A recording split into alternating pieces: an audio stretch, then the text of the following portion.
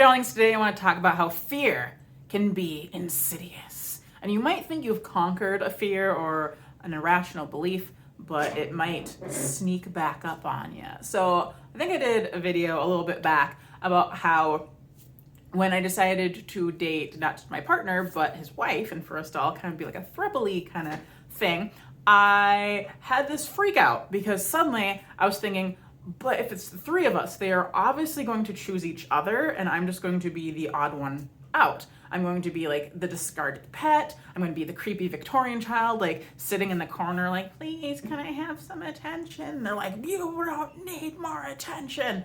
And I got very sad, and I was thinking, I don't know if I can do this, and this is too hard, but I care, and and I worked through it and realized that those fears were irrational and they weren't true, because both of them are very attentive and supportive and really great at communicating, and both reached out and just I realized they're not the kind of people to do that.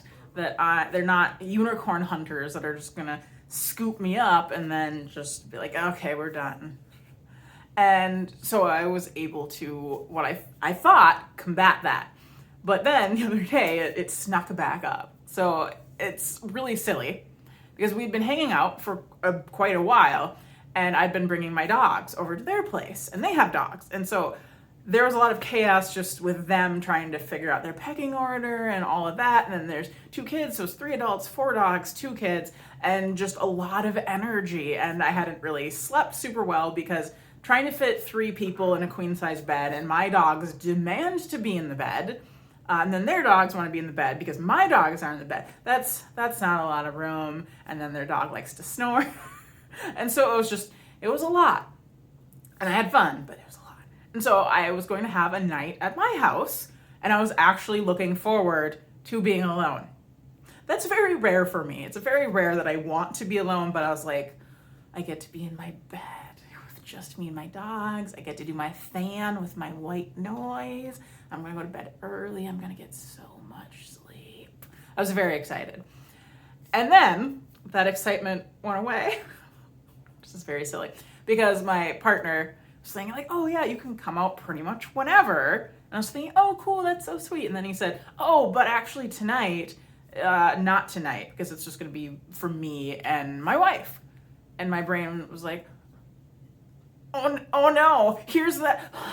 Remember that thing we were scared of? We were right to be scared of it. Here it comes. Here's the excluding you. Here's the being like, yep, we choose each other, and then just bye. Just gonna yeet you out the window, just defenestrate you, just bam, boom, you're gone. And so then my brain started to do the like, oh no, this is too hard, and fear, bail out. And I had to, again, reel myself back in and think, this is fear. This is false evidence appearing real. There has never been anything that this fear, there's nothing, there's no evidence for this, because them spending time together was something we had already talked about encouraging each separate relationship. So me and him, me and her, and then them together. And so I had to, like, you're fine. It's okay. You're not going to become the creepy Victorian child in the corner. You're okay. And one of the things that I also started to do, and it feels cheesy, but it helps, is there have been a few things he's said to me that have impacted me and have made my heart super, super, super happy. And so there's 3 things I can think of in particular where I will repeat to myself and be like, hey, these things are real. The other things that you're thinking are not real. They're not reality. And so, again, it sounds cheesy. I almost picture like carving those things on my heart and just being like, hey, remember this stuff. Make this stuff really, really, really big.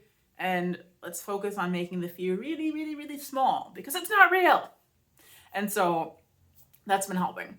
But it is just so interesting to me about my brain just randomly struggling and kicking up these fears.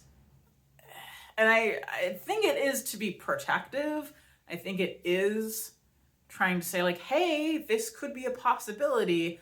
Maybe run away before that happens.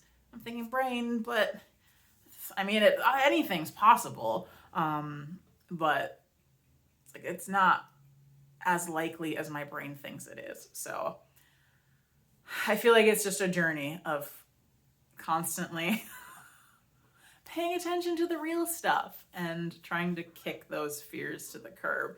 And I feel like maybe they'll always be there a little bit, but hopefully they'll just keep getting smaller and smaller and smaller and smaller and smaller until they're super easy to ignore. So, yeah. Okay, bye.